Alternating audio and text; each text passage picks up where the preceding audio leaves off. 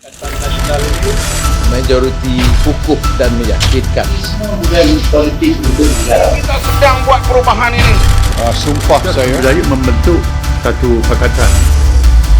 Assalamualaikum dan salam sejahtera bersama saya Zawaz Yusof dan antara paparan menarik dalam edisi khas mingguan kali ini.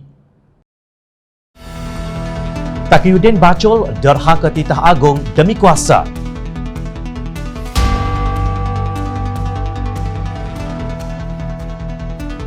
Nikah mut'ah UMNO Bersatu bakal terlerai.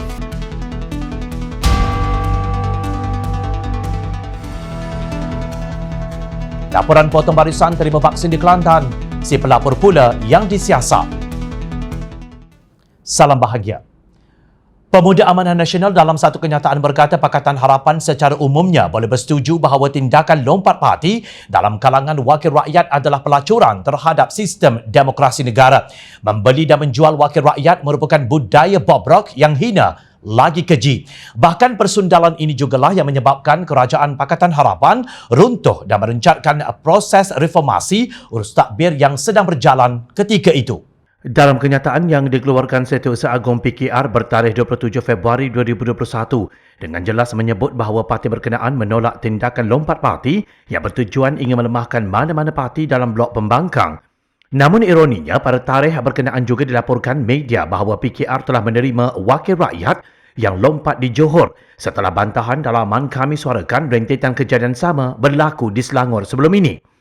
Kenyataan itu juga menyebut bahawa politik tikam belakang ini usah dibudayakan. Sebagai rakan gabungan dalam Pakatan Harapan menerima penyertaan wakil-wakil rakyat ini hanya akan menyebabkan hubungan antara parti renggang dan keruh di kemudian hari. Dalam perkembangan sama, Amanah Ledang dalam satu kenyataan Selasa lalu mengecam tindakan Adun Serom yang bertindak melompat ke Parti Keadilan Rakyat atau PKR dan melihat ini tindakan khianat kepada parti yang telah membantu memenangkan beliau semasa PRU14. Kenyataan itu juga menyebut ini satu perbuatan yang tidak beretika dan tidak menjaga adab sesama rakan komponen PH. Sepatutnya PKR menasihati Adun Serom supaya kekal jadi adun bebas sahaja sehingga tamat penggal atau DUN dibubarkan. Menurut mereka, berdasarkan kepada situasi semasa, ahli-ahli PKR mengambil kesempatan untuk menyerang Amanah dan mengatakan Amanah telah gagal menjaga wakil rakyat mereka. Sedangkan situasinya adalah tidak benar. Hakikatnya, wakil rakyat berkenaan telah khianat kepada parti dan tidak menghormati parti yang telah mengangkat mereka sebagai calon sewaktu PRU14. Sebelum itu, parti jugalah yang telah bersusah payah bekerja dan berkempen sehingga wakil rakyat menang dan menjadi sebahagian daripada kerajaan. Justru sebagai tanda protes ke atas pengkhianatan Adun Serom dan juga penerimaan PKR, seluruh jawatan kuasa Amanah Ledang memutuskan untuk menggantung hubungan dengan PKR Ledang berkuat kuasa Selasa lalu sehingga diberitahu. Ahli Majlis Tertinggi UMNO Datuk Dr. Muhammad Puazar Kassi menyindir Parti Peribumi Bersatu Malaysia Bersatu sebagai hipokrit kerana menerima dua ahli parlimen PKR yang melompat meninggalkan parti asal mereka. Beliau berkata sebelum ini pengampu Perdana Menteri seringkali mendakwa langkah pengumuman darurat dan penggantungan parlimen adalah bertujuan untuk mengurangkan politik dalam kalangan wakil rakyat. Namun menurutnya tindakan menerima dua ahli PKR itu memperlihatkan PN juga berpolitik kerana pasti melibatkan perundingan dan tawar-menawar antara dua pihak. Katanya semakin ramai katak dalam PPBM dan Perikatan Nasional, mesti ada perundingan, mesti ada tawar-menawar, mesti ada sebab dan musabab, takkanlah masuk secara percuma. Biasanya ada 3 sebab bila berlaku katak si katak lompat katanya.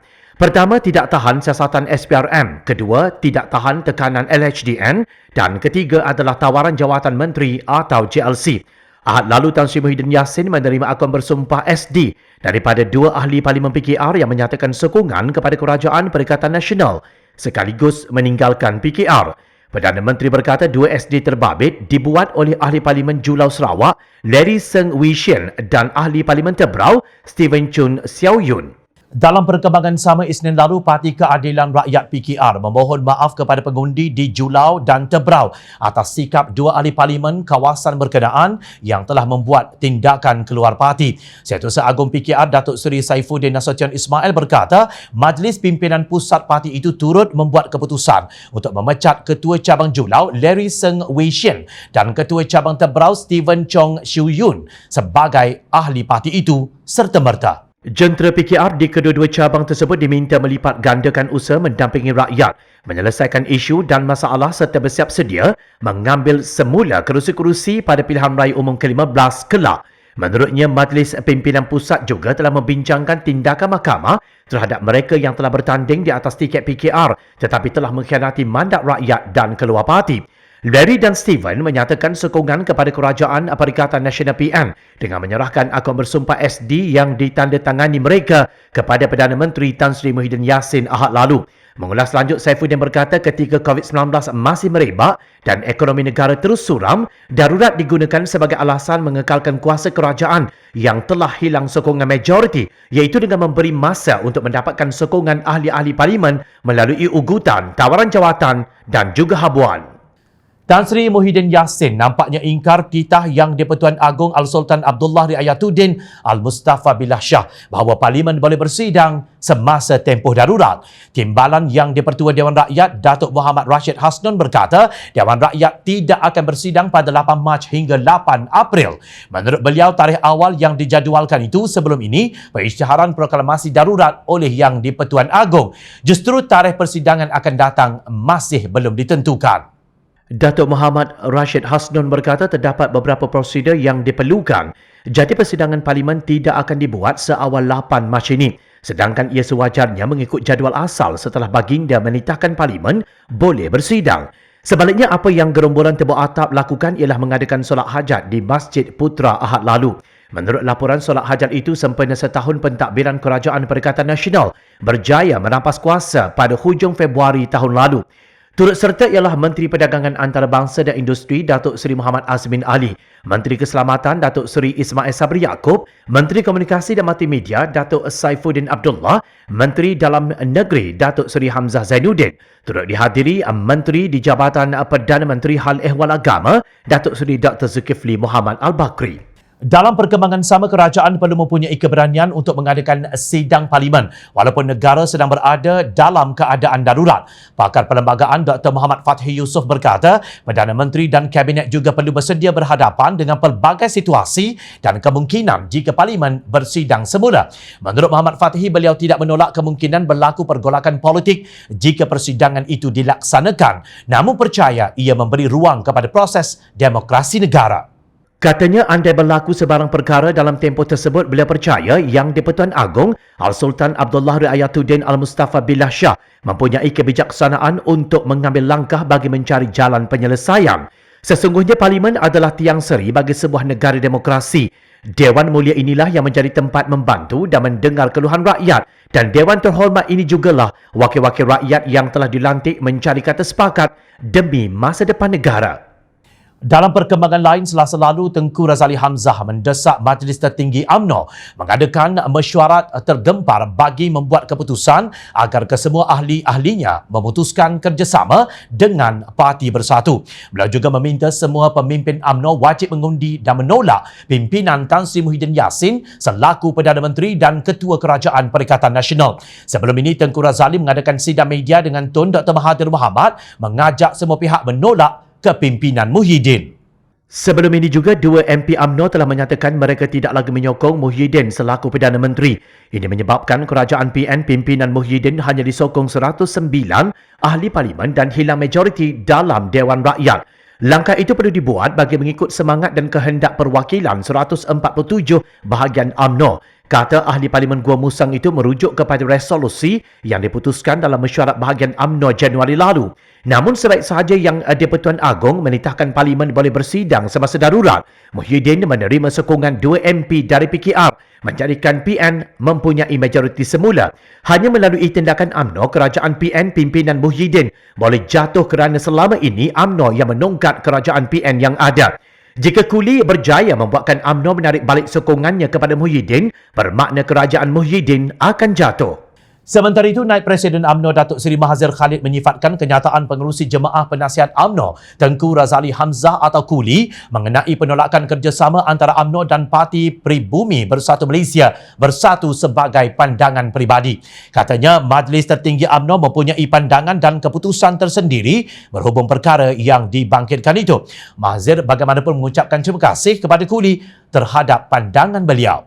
Terdahulu, Kuli dalam satu hantaran di Facebooknya berkata Majlis Tertinggi UMNO mesti mengadakan mesyuarat tergempar dalam membuat keputusan kerjasama dengan bersatu mengikut semangat dan kehendak perwakilan 147 bahagian. Menurutnya, UMNO perlu membuat keputusan supaya semua ahli wajib mengundi menolak pimpinan Perdana Menteri Tan Sri Muhyiddin Yassin yang juga Ketua Kerajaan Perikatan Nasional. Katanya UMNO perlu membuat keputusan dengan meminta ahli-ahli parlimen semua parti komponen Barisan Nasional turut sama mengundi menolak kepimpinan Muhyiddin sebagai Perdana Menteri sebelum parlimen dipanggil bersidang. Tindakan Timbalan Menteri Wilayah Persekutuan Datuk Seri Santara Kumar mengambil cuti untuk menziarahi keluarga di New Zealand selama 55 hari mendapat kecaman pelbagai pihak. Yang sewajarnya mendapat kecaman adalah Perdana Menteri Tan Sri Muhyiddin Yassin yang meluluskan cuti beliau itu kerana alasan cuti yang diberikan adalah sangat remeh dan tidak memerlukan sehingga 55 hari bekerja. Persoalan lain yang timbul adalah bagaimana beliau boleh memasuki New Zealand ketika syarat yang dikenakan oleh kerajaan negara pimpinan Jacinda Ardern sangat ketat untuk memasuki negara berkenaan. Persoalan yang timbul, adakah beliau mempunyai pemestautin tetap atau permanent residency PR sehingga membolehkan beliau memasuki negara itu ketika syarat kemasukan diperketatkan ketika COVID-19 melanda dunia. Bagaimana seorang timbalan menteri yang belum cukup setahun sudah layak bercuti untuk tempoh itu? Bagaimana timbalan menteri boleh dibenarkan rentas negara ke New Zealand dalam keadaan warga negara tidak boleh rentas daerah dan rentas negeri sehinggakan rentas rumah pun tidak digalakkan? Dan bagaimana pula timbalan menteri boleh bercuti dalam keadaan negara sedang tenat menghadapi pandemik? New Zealand di bawah Jacinda Ardern diiktiraf sebagai antara negara terbaik di dunia dalam mengawal COVID-19. Purata harian kes baharu COVID-19 hanya 3 sahaja sekarang ini, ketika Malaysia mencecah 2,000 hingga 3,000 kes sehari. Antara sebabnya kerana kawalan yang ketat dikenakan termasuk untuk keluar masuk negara berkenaan. Pihak yang mempunyai maklumat mengenai tindakan beberapa pihak yang cuba untuk potong barisan bagi mendapatkan vaksin COVID-19 boleh melaporkan perkara itu kepada pihak polis. Ketua Polis Negara Abdul Hamid Badu berkata, kesalahan itu boleh dianggap sebagai satu bentuk penyelewengan dan tindakan sewajarnya boleh diambil terhadap mereka yang terlibat. Bila mengulas dakwaan seperti dilaporkan media, terdapat 200 ahli setiausaha kerajaan SUK Negeri Kelantan cuba memotong barisan untuk menjadi penerima terawal suntikan vaksin COVID-19. Mesej yang tular di media sosial mendakwa suntikan vaksin kepada doktor, jururawat dan petugas barisan hadapan yang tersenara lebih awal sebagai penerima terpaksa ditangguhkan untuk memberi laluan kepada 200 ahli SUK Kelantan. Laporan itu bagaimanapun dinafikan Pengerusi Jawatan Kuasa Kerajaan Tempatan, Perumahan dan Kesihatan Negeri Dr. Izzani Hussein. Hamid bagaimanapun berkata setakat ini tidak ada laporan polis dibuat berhubung dakwaan berkenaan. Sehubungan itu, Exco Kerajaan Negeri Kelantan Dr. Izzani Hussein mendesak Kementerian Kesihatan Malaysia KKM mengambil tindakan sewajarnya terhadap kaki tangannya yang tidak patuh pada etika kerja termasuk yang mendedahkan isu potong barisan pemberian vaksin COVID-19. Pengerusi Jawatan Kuasa Kerajaan Tempatan, Perumahan dan Kesihatan Negeri Kelantan itu berkata pihaknya menafikan mereka terlibat dengan sebarang gesaan sehingga wujudnya penularan berita itu. Penularan tersebut katanya memberi kesan kepada imej baik kerajaan negeri sedangkan tidak pernah wujud pun sebarang gesaan mahupun potong barisan sebagaimana yang digempar-gempurkan. Mengulas lanjut, Izzani berkata pihaknya juga akan membuat laporan polis untuk menafikan perkara tersebut selain mahu pihak berkuasa menyiasat perkara berkenaan dengan lebih lanjut. Sebelum ini, seorang petugas KKM mendedahkan kononnya pejabat setiausaha kerajaan negeri Kelantan SUK meminta KKM memberikan 200 dos suntikan vaksin COVID-19 untuk negeri itu. Menurut whistleblower itu, ketika diminta nama 200 orang itu, pejabat SUK berkata nama akan diberikan sewaktu vaksin itu hendak diberikan nanti.